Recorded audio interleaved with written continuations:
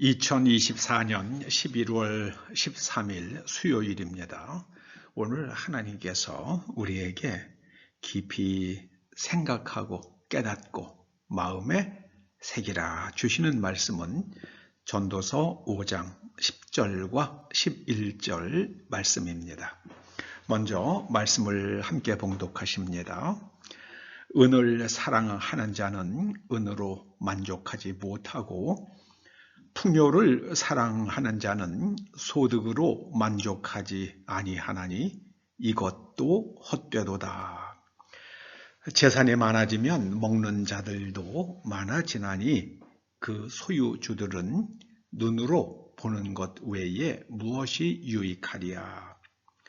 노동자는 먹는 것이 많든지 적든지 잠을 달게 자거니와 부자는 그 부요함 때문에 자지 못하느니라. 아멘. 알렉산더가 죽으면서 그런 부탁을 남겼다고 그러죠. 나의 관에는 좌우 두 개의 구멍을 뚫고 그리고 나의 그 양손이 관 밖으로 나오게 하라는 부탁을 남겼다고 그럽니다. 그 일을 통해서 알렉산더는 나도 죽으면 빈손으로 간다는 것을 보여주기 위해서였다고 합니다. 그러므로 권력이나 무슨 소유나 이런 데 너무 집착하지 말라는 그런 교훈을 남기기 위해서라고 해석됩니다.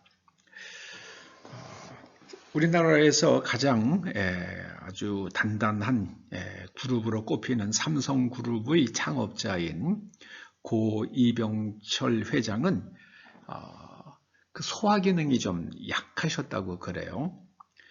이분은 종종 이른 아침 출근하는 길에 그 환경미화원들이 아침 일찍 새벽에 나와서 길을 쓸고 그리고 낡은 버스에 차려진 그 우동 가게에서 그 추운 겨울에 후후 불어가면서 우동을 먹는 모습을 물끄러미 바라보곤 했다고 합니다. 그러면서 비서에게 저게 정말 사람 사는 모습인데 그런 말을 했다고 전해집니다. 맛있게 먹고 그리고 건강한 몸으로 일하고 잘 소화시키면 그게 진짜 행복입니다. 제가 아는 분 가운데에 아파트를 한 3,000채 소유한 분이 있었어요. 물론 주택 임대업을 하는 분이기 때문에 그렇습니다. 그런데 그렇게 3,000채의 아파트를 가지고 있어도 결국 그분도 사는 집은 달랑 한 채더라고요. 달랑 한 채에서만 살 뿐입니다. 사람이 소유 중심으로 살면은 그 소유에 대한 집착이 끝이 없어요. 성경은 우리에게 소유 중심으로 살지 말고 내가 어떤 사람이 되어서 무엇을 위해서 어떻게 살 것인가 거기에 집중하라고 말씀합니다. 그런데 기독교는 특히 한국의 기독교는 죽어서 천국 가는 일에 가장 관심이 많죠. 그 구원도 그렇게 해석을 하죠. 죽어서 천국 가는 게 구원이다. 죽어서 지옥 갈 사람이 천국 가는 게 구원이다. 죽은 다음에는 천국에 저는 갈 줄로 믿습니다. 그런데 살아서는 뭐예요? 살아서는 이 소유 중심으로부터 물질의 노예가 되어서 살아가는 사람이 물질로부터 자유해지는 것, 그것이 구원의 굉장히 중요한 측면입니다. 여러분, 에덴 동산에 살던 아담과 하와가 뱀의 말을 듣고 나서 저 선악을 알게 하는 나무 열매를 먹으면 자기네들의 눈이 밝아지고 하나님처럼 된다고 그렇게 생각하게 됐잖아요. 그리고 하나님처럼 되려고 그걸 먹죠. 여러분, 무엇 하나 먹는다고 사람이 존재가, 흙으로 지어진 존재가 영이신 하나님처럼 될 수 있겠습니까? 생각해보면 아니잖아요. 그런데 그렇게 생각하는 거예요. 그게 바로 뱀은 인간에게 물질 중심으로 그 유물론 사상을 심어준 거예요. 그래서 이 공산주의자들은 기독교를 하나님 말씀을 싫어합니다. 거기는 유물론이기 때문에 물질이 다라는 거예요. 그래서 이 공산주의자들은요 굉장히 성적으로 문란하죠. 그리고 돈 합니다. 아이고 우리나라 어느 국회의원도 보면요 무슨 뭐 코인을 하니 뭐니 난리 부르스 아닙니까? 참 딱한 노릇입니다. 딱한 노릇이에요. 구원의 한 측면은요 아주 중요한 한 측면은 유물론에서 빠져나오는 겁니다. 그리고 영이신 하나님을 바라보면서 영 중심의 사람이 되는 겁니다. 그러면은 그때 비로소 물질이 은혜가 됩니다. 은을 사랑하는 사람들, 은을 사랑한다는 것은요, 내가 돈이 많아지면 내가 행복할 수 있고, 내가 좋은 사람이 될 수 있고, 내가 존경받을 수 있다고 착각하는 거죠. 그런데 돈 많다고 존경받는 건 아니죠. 돈이 없다고 또 존경받는 것도 아닙니다. 우리나라에서는 왜 그렇게, 저는 모르겠어요. 가난한 사람을 돕는 것은, 이거는 하나님의 말씀이죠. 가난한 사람을 도와야죠. 그런데, 가난한 사람이 무슨 권리가 있는 건 아니죠.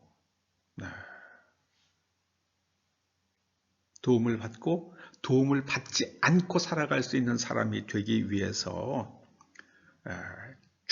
정말 불철주야 노력하고 일해야죠. 그리고 남을 도울 수 있는 사람으로 바뀌어야죠. 그런데 무슨 우리나라에서는 뭐 도움받고 살아가는 게 무슨 권리처럼 그렇게 여겨지는 이상한 풍조가 생겼어요. 이 자조, 자기 스스로 자조하는 그런 정신이, 그런 기풍이 온 나라에 충만하기를 간절히 소원합니다. 교회가 참 성경의 가르침과는 이렇게 하나님의 말씀과는 거리가 멀게 교회 건물을 크게 짓고 그러기 위해서 빚을 져요. 제가 아는 교회 2개, 우리 교단교회입니다. 교회 건물 짓다가 돈이 없으니까는 은행에서 대출을 받으려고 그러는데 담보가 모자라니까 교우들 그냥 빚을 갖다가 아파트를 갖다가 담보하라고 목사님들이 볶아가지고 한 20가정 정도가 담보를 제공을 했습니다. 근데 결국은 빚을 못 갚았어요, 교회가. 경매 넘어갔습니다. 그래서 보증선 사람 어떻게 됐겠습니까? 교회 건물도 경매되었고 보증선 담보로 제공한 교우들도 집 날라갔죠. 집 날라갔습니다. 소유에 집착한 결과입니다. 심지어 교회를 지어놓고요. 이게 교회 건물이 안 차잖아요. 사람이요. 빚을 갚아야 되는데요. 헌금이 나와야 되는데 그 다른 교회 다니는 사람을 갖다가 막 예수 안 믿는 사람 전도하기는 쉽지 않잖아요. 그런데 우리 교회 오면은요. 교회 학교가 어떻고 일산에 있는 어느 교회는요. 아이들 중에서 똑똑한 애들 뽑아가지고 미국에 유학 보내주겠습니다. 어학연수 보내주겠습니다. 그래가지고요. 그러니까 엄마들이 또 우리 애들 그냥 공짜로 어학연수 갈 수 있나 그래가지고 그 교회 학교로 확 옮겼어요. 그러니까 엄마도 아버지도 같이 따라오고요. 그래가지고 그 주변에 있는 개척교회들이 초토화가 됐습니다. 그리고 그 목사님은 존경받고 말해 으쌰으쌰하고 다니고 그러는 걸 봤어요. 그게 뭐죠? 그게 뭡니까? 저는 정말 이해하더라고요. 다른 교회 다니는 사람도 강권해서 자기 교회 앉혀놓고 그리고 교인이 얼마가 됐다, 교회가 부흥했다, 뭐 건물 어떻게 지었다, 그게 다 부질없는 짓입니다. 다 부질없는 짓이에요. 그렇게 하는 것이 상급이 크다고 하면 예수님은 실패자죠. 제자로부터 배반당하고요. 그럼 그렇게 얘기할 수 있죠. 도대체 어떻게 했으면 제자로부터 배반당하는가? 예수님은 실패자죠. 이런 우리가 가지고 있는, 오늘날 가지고 있는 물질 중심의 교회관, 이걸로 보면은 예수님은 실패한 거죠. 우리는 예수님께서 우리에게 무엇을 가르쳐 주셨는지를 정말 깊이 생각해야만 합니다. 오늘 전도서 말씀은 우리들에게요, 소유에서 자유로운 사람이 되어라. 소유의 노예로부터 벗어나라. 오늘 그렇게 하나님께서 우리에게 교훈하십니다. 뱀이 다가와서요, 인간의 생각을 바꿨잖아요. 유물론으로요. 영중심의 사람이 하나님의 말씀을 듣지 않고 물질 중심으로 생각하는 존재로 바뀌어진 게 그게 창세기 3장의 타락입니다. 교회도요, 물질 중심으로 가면은요, 반드시 타락합니다. 기도하시죠. 아버지 하나님, 저희가 소유로부터 자유로운 사람이 되어서 하나님의 자녀답게 성령의 인도하심을 따라 하나님과 동행하는 삶을 완성해 갈 수 있도록 성령님 깨우쳐 주시고 기름 부어 주시옵소서. 예수님의 이름으로 기도드립니다. 아멘.